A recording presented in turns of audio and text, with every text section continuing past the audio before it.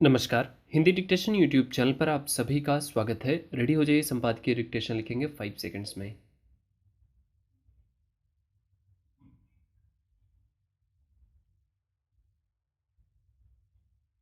प्रधानमंत्री की फ्रांस यात्रा से पहले रक्षा मंत्रालय ने नौसेना के लिए 26 रफाल लड़ाकू विमान और 3 स्कॉर्पियन श्रेणी की पनडुब्बियां खरीदने को मंजूरी दे दी है। कयास है कि प्रधानमंत्री इसके सौदों को लेकर फ्रांस से बातचीत करेंगे और सौदे की प्रक्रिया को आगे बढ़ाया जा सकेगा। इस खरीद में करीब 90,000 करोड़ रुपए खर्च का अनुमान है। इससे पहले वायुसेना के लिए 36 रफाल लड़ाकू विमान खरीदे जा चुके हैं। इस तरह भारतीय सेना की सामरिक शक्ति और बढ़ने की उम्मीद जगी है। हालांकि पिछली रफाल खरीद में अनियमितताओं के गंभीर आरोप लगे थे, जिनसे अभी तक सरकार का पीछा छूटा नहीं है। बेशक सर्वोच्च न्यायालय उसमें सरकार को पाक साफ करार दे चुका है, इसलिए स्वाभाविक ही नए सौदों पर भी लोगों की नज़र बनी रहेगी।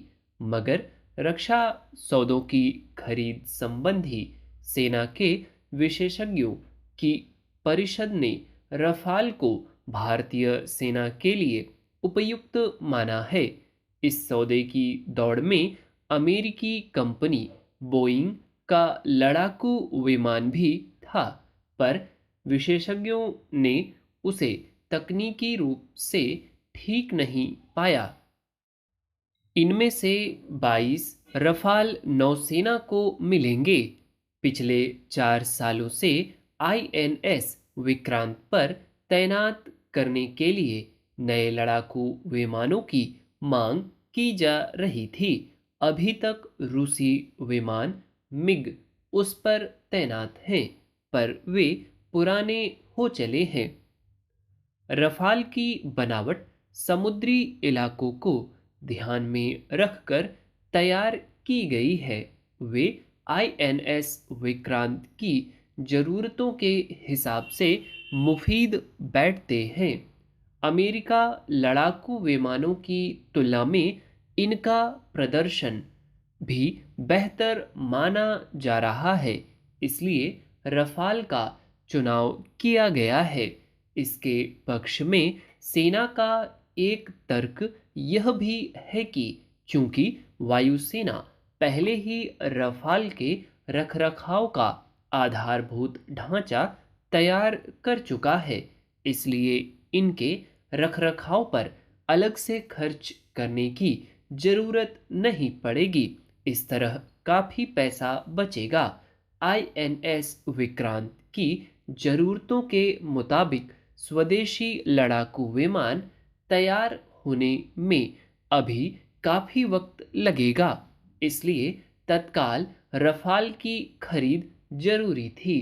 दरअसल वायुसेना में ज्यादातर लड़ाकू विमान अब पुराने हो चुके हैं और उन्हें धीरे धीरे सेवा से बाहर किया जा रहा है।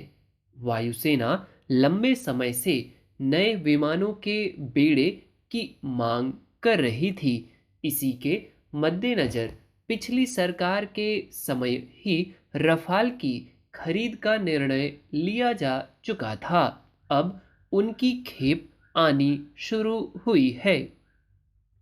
अब दुनिया में सामरिक शक्ति का आकलन इससे किया जाता है कि किसी देश की हवाई ताकत कितनी है। भारत की भौगोलिक बनावट कुछ ऐसी है कि यहाँ थल, जल और वायु तीनों क्षेत्रों में अपनी ताकत मजबूत बनाए रखने की जरूरत पड़ती है। समुद्री क्षेत्र में पिछले कई सालों से पाकिस्तान और चीन से गंभीर चुनौतियां मिलती रही हैं। ऐसे में जब आईएनएस विक्रांत को समुद्र में उतारा गया तो इन चुनौतियों से पार पाने की ताकत काफी बढ़ गई।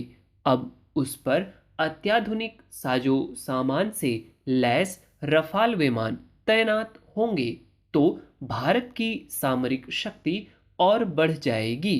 चीन और पाकिस्तान तब आंख दिखाने से पहले कई बार सोचेंगे।